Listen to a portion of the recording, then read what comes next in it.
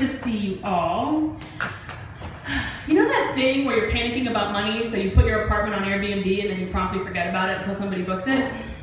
I cannot be the only one who's done it. It's way too easy to put your apartment on Airbnb. They don't even make sure that you live there. They just say these pictures look great, we'll send someone right over. I can't, it really just me. Anyway, what I'm saying is I need a place to crash. So if anyone's a couch they're not using, I can rent it out for you at a very reasonable rate. How are we doing with our seasonal depression? Speaking of segues, are we all taking our vitamin D? That's not a euphemism. It should come from a bottle and have a D on it. I mean, don't get me wrong, I've tried the euphemism version, but it doesn't last as long, you know what I'm saying? It wears right off. Finally filed for divorce this summer.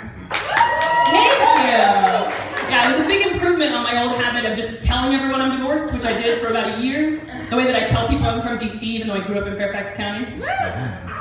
Yeah, you guys all tensed up at that. Nobody was bothered by the lying about being married. But like, whoa, whoa, whoa. Be honest about your zip code. We deserve that information.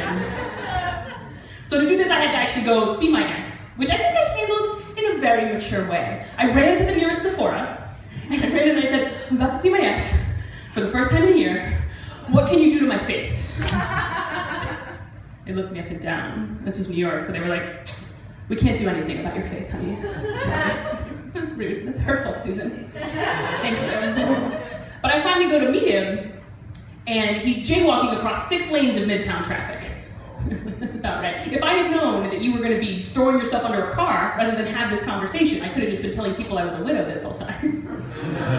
He did not like that joke. But I don't know if you guys had the pleasure of getting divorced in New York State. Highly recommend it. You get to go to the Supreme Court building, which looks like it was designed by Franz Kafka. There's like a big atrium in the middle, and then there's all these arms that come off of it, and the numbers don't make sense on the rooms. You have like 1 to 14, and like 26 to 38, and 19's in a sub-basement by itself. It's very stressful. And on the 3rd floor, they have the Marriage Support Bureau, which, as you might imagine, staples your divorce papers for you. That is their sole function. And then you walk out, and you realize it's right across from the Justice of the Peace. So alongside you, you have a bench full of people waiting for their divorce decrees. And then you have another bench full of people waiting to get married. Makes for a very tense hallway. And I used to escort for Planned Parenthood, you know, just standing at the door, opening it, being friendly for people who are seeking any kind of reproductive health care in the face of protesters who are screaming at them. And I would always think, why are they screaming? Why are they bothering these people who've clearly made up their minds and are minding their own business? Like, what is their problem? And then, looking at this row of beautiful idiots about to get married, suddenly I understood. I wanted to like throw myself in front of them with my wedding album and be like, you have options! Do you have a moment to talk about changing it? Marriage stops a beating heart. I didn't. I left them alone. It's fine. My ex and I are on pretty good terms. Like, as good as you can be with someone that you once looked at and were like, you don't do anything for me a stepladder couldn't do. Like, given the right attachments, I could make it work with a stepladder. Some pro-marriage, anti-stepladder activist here? I'm confused. A stepladder, incidentally, was the first thing that I bought after I sold my wedding jewelry for scrap gold. I took it to a jeweler near my house, and he threw it in some kind of life appraisal machine, and it whirred around for a minute, and he looked at me, and he looked at the jewelry, and he said, I'll give you $60. And I was like, that's 6 years of my life. I was really offended. And then I thought about my marriage, and I was like, no, that seems right, I'll take it. Thank you. And I bought a stepladder, and I took myself to Chipotle, and I had a very nice day. Thank you. So even seeing my ex wasn't that bad. The only sour moment was when he decided to tell me about his new girlfriend, which, that's a poor form thing to do on the way to your divorce signing, right? Rude. And he told me, it's so great to date someone who has her own money. We have a trip to Thailand coming up. And I was like, cool, I recently came into $60, so I know how great that is. It's fine. I wish them all the best. I hope she does have all that money. Maybe her engagement ring will have some resale value. Ayo! He's not buying her one either. So now I'm out here dating, and I gotta say it's been a rough year for dating, right? I think cuffing season might need to be canceled this year. I just don't know if we have it in us to have you in us. You know what I'm saying? It's bad news, I know. It's rough. It's rough, but that's just how I feel. I feel like dating men in 2018, it's like National Cathedral.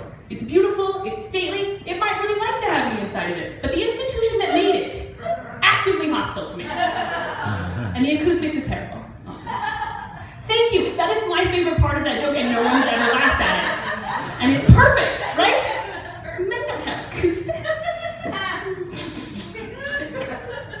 So now I'm out here dating while bisexual. Anybody else? Anybody else? Yeah. The hardest part, right, is finding people that are into that the right amount. Isn't it?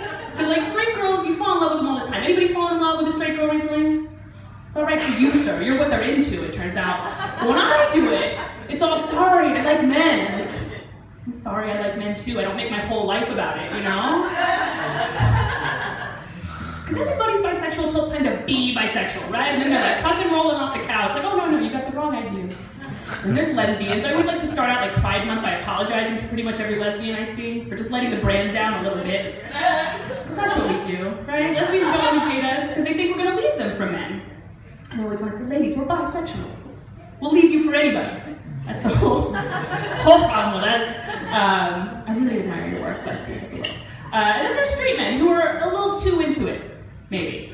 A little too into it. I told this joke one time and a guy came up to me after the show and was like, as a bisexual, you must be really into cuckolding. I was like, that sounds like twice as much work for me. I don't think I am into that. Because when straight men hear bisexual, they think, threesomes, yes. And I don't want to tell anybody that your dream sucks and you should give it up, but that dream sucks. And you should give it up. I'm just not, half of it's me, right? I'm a little bit of a control freak, so if I'm going to have a threesome, I want there to be another person there, just sort of keeping an eye on everything, coming around with snacks, maybe offering narrative suggestions. The trouble with that is, you go very quickly from having a chaperone to having a director. At which point you were not having a threesome, you were just making porn. Like that's not what I signed up for. But the other problem is men, right? As someone who once planned a wedding with a straight man, you guys don't want to talk about who's invited, you don't want to talk about the food, you don't want to talk about the linens. If you can't love me at my mise en place, you don't deserve me in my menage a trois, you know? What could be more important to a good threesome than the linens? And we've all been to single men's apartments, yes? We're lucky if we find a top sheet. We're lucky if we find a towel. No, a second towel. A towel that leaves you cleaner than you were when you started using the towel. I'm just saying, if you have time to lust, you have time to dust, you know? Take care of your place. Put some more shit in it. Oh, it's tough. My mom's so proud of me, you guys. Not because of that I just told, but other stuff. She's so proud of me, she'll make up stuff that doesn't even exist for me to be great at. Like she once told me that my roommates and I should have a YouTube program. First off, what is a YouTube program? You can tell me what it is, maybe I'll be on. And she told me that my roommate Chi-Chi should cook a meal on camera, and then my friend Kate should pick out a book that we could all talk about, and then I could sing. Aw, yeah, that's not a YouTube program. She just invented talent night at the adult daycare center. That's what that is. Bless her heart. I did write a book, Angela mentioned it's called A Girl Walks Into a Book. It's about my love affair with the Bronte sisters. Any Bronte fans in here? What? Okay. That's a literature fan for you, yes. I'll sit quietly. I'm here. I'm not going to clap or make any noise, but yeah. I once described my ideal party to someone, and they were like, what you just described as a library? Everyone sits quietly and reads. It's a good time. But my mother and I have never had a conversation about the book. I mean, we've talked about the fact that it exists, but we've never had a conversation about any of the contents. It's a little something my therapist calls, wait, seriously, your mother's never had a conversation with you about your book?